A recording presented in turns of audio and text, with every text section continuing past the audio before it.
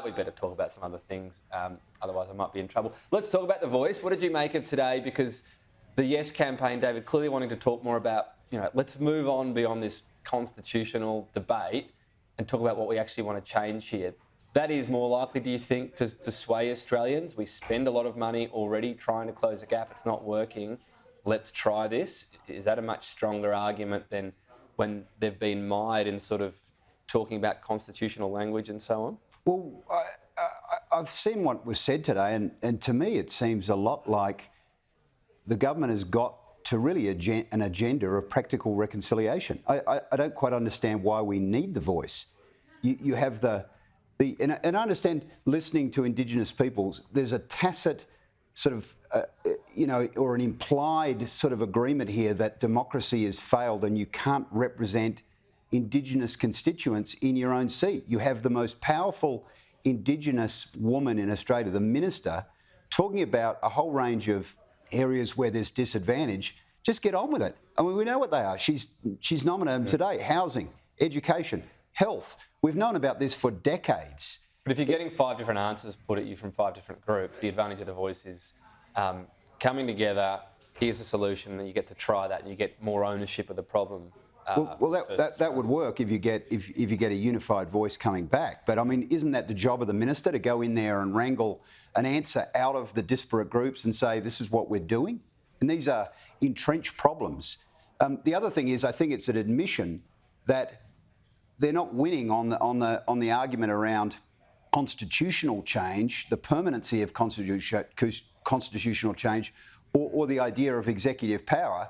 They're trying to swing the debate back to recognition that everyone agrees with, and practical reconciliation. Eamonn, what did you think of the I suppose we've got to pivot this week, don't we, from the Yes campaign? Yeah, absolutely. And I think people will welcome that. Definitely the minister coming out and explaining what she said. And I would say, I don't think it's an admission things have failed. This is evolutionary. We have an extraordinary country that was founded in extraordinary circumstances. And we do have to do more. There's no doubt about that. When you listen to the minister talk about, where we are falling so far behind in so many of these categories around closing the gap, more has to be done. This is not the only solution. Of course it isn't. There are things that have to happen on the ground, programming, resourcing. All of those things must continue to happen. But there's no doubt about it. Something like this, recognition, it will cut deep. Yes, it will. But it is needed if we are to progress and move on as a nation.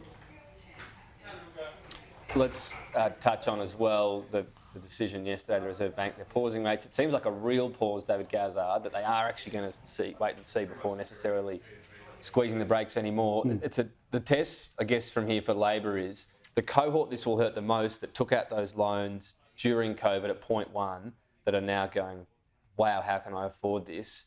Does Labor maybe need to look at action even before the next budget to get a specific cohort through whilst not being inflationary?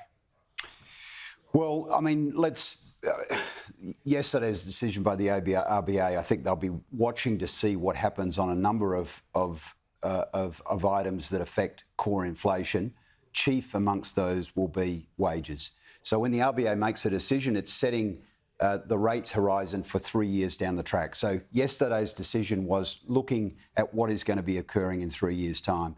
If they start seeing wages rising and pushing inflation higher, they'll move on rates again. And most private sector economists are saying there could be another couple of rates in there.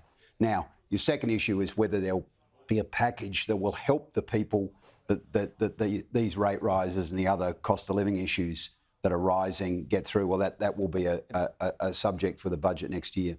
It's just so hard to target, isn't it, around how Labor might do that, because as soon as you do anything right now, hang on, could that be inflationary is the question. So Labor did it last time around by really going for the lower socioeconomic group, but they didn't capture many people that have home loans. And right now, those in the bottom quintile of homeowners are the ones that are really hurting the most.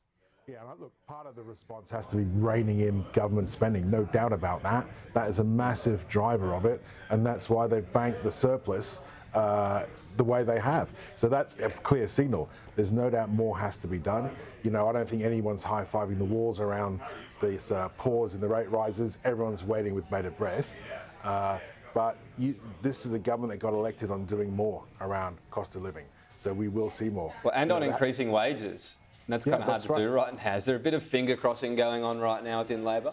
Well, I think there's a bit of catch-up because wages were just left to linger for so long. And that's partly why people are hurting.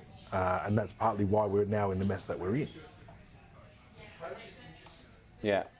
David, is this the almost, could it end up being the poison chalice for Labor, that they finally get government back? And it's a tricky time, isn't it? Well, don't forget either, Eamonn and Tom, that unemployment is sitting in the middle of threes. So it's not like you need a massive stimulus package to get people working. They're working, and they can work. There's people having to pay people more and more to get them to do the same job. So that's a competitive market. You've got a job, you can make absolutely. The more stimulus you pour in now, the more you risk inflationary upside, and the more you risk pushing rates higher.